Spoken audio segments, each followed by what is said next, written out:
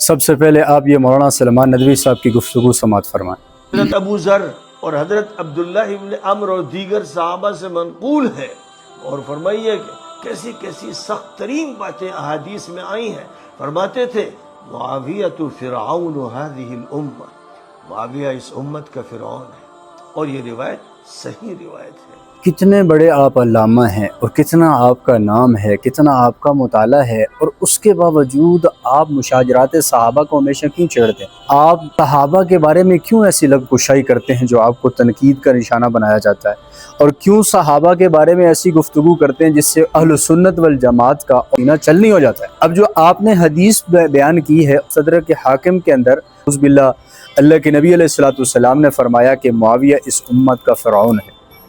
جب مستدرک حاکم میں گئے، حدیث نمبر 8509 ہے، وہاں جا کر دیکھا تو صرف ولید کا نام ہے، معاویہ رضی اللہ تعالیٰ عنہ کا وہاں تذکرہ ہی نہیں ہے، ذکر ہی نہیں ہے، وہاں لکھا ہوا ہی نہیں ہے کہ حضور صلی اللہ علیہ وسلم نے حضرت معاویہ کے بارے میں یہ فرمایا۔ حضرت امیر معاویہ رضی اللہ تعالیٰ عنہ کی 3 بڑی خدمات ہیں، ان میں سب سے پہلے ہے کہ حضرت علی کے قتل کا بدلہ لیا، شہادت کا بدلہ لیا ہے، اور دوسرا حسن حسین رضی اللہ تعالیٰ عنہ کو جتنا مال دیا ہے اتنا آپ سے پہلے کسی نے نہیں دی، جتنا ان کا اکرام محبت آپ نے کی۔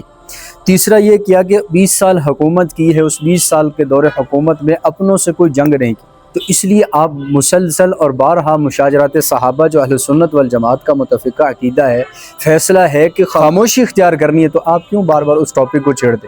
کیوں بار بار اس موضوع پر گفتگو کرتے ہیں؟ جب کتاب بخاری اٹھائیے، باب الجہاد کو دیکھیے، اللہ کے نبی فرما رہے ہیں اول جیش من امتی یغزو البحر فقد اوجب الجنہ، کہ میری امت کا جو پہلا لشکر بحری جنگ کرے گا وہ جنتی ہے، ان کے لیے جنت واجب ہو گئی، اور یہ بحری جنگ پہلی کرنے والے وہ امیر معاویہ رضی اللہ تعالیٰ عنہ۔ پھر دوسری جگہ ترمذی شریف کی روایت، اللہ کے نبی علیہ السلام فرما رہے ہیں لا تذکروا معاویہ الا بخیر، حضرت امیر معاویہ رضی اللہ تعالیٰ عنہ کا تذکرہ بغیر خیر کے نہیں کرنا ہے۔ صحابہ کو تنقید کرنے کی بجائے ہم ان کے معاملات کو اللہ پر چھوڑ دیں، جن کو اللہ نے کہہ دیا رضی اللہ عنہم ورضوا عنہ، جن کو اللہ نے کہہ دیا وکلا وعد اللہ حسنہ، جن کو اللہ کے نبی نے کہہ دیا اصحابک النجوم بأیہم اقتدیتم اہتدیتم، جن کو اللہ اور اس کے رسول کی طرف سے براعت کا، خوشی کا سرٹیفکیٹ دے دیا گیا ہے، آپ ان شخصیات کی ذاتیات کو کیوں نشانہ بناتے؟ کیا ثابت کرنا چاہتے ہیں؟ کیا دکھانا چاہتے ہیں امت کو؟ تو لہٰذا اپنی زبان کو روکے، مشاجرات صحابہ کے بارے میں خاموشی اختیار کریں، ان مسائل کے اوپر بھی لب کشائی نہ کریں جن کے اندر امت کا اتفاق ہے کہ ان ٹاپک کو، ان مسائل کو نہیں چھیڑنا، خاموشی اختیار کرنی ہے۔ تو لہٰذا بارہا صحابہ کرام کی طرف اپنی توپوں کا رخ کرنے کی بجائے اور بہت سے ٹاپک پڑھیں، اور بہت سے عنوانات پڑھیں، قرآن کو اٹھائیں، لوگوں میں اصلاحی بیان شروع کریں، احادیث کو لیں، لوگوں میں اصلاحی بیان شروع کریں، عقائد کے لیے اور بہت کچھ پڑا ہوا ہے۔ باطل کے سامنے باطل کے عقائد رکھیں عوام کے سامنے کہ باطل کے کیا عقائد ہیں، کیا نظریات، بجائے اس کے کہ اپنوں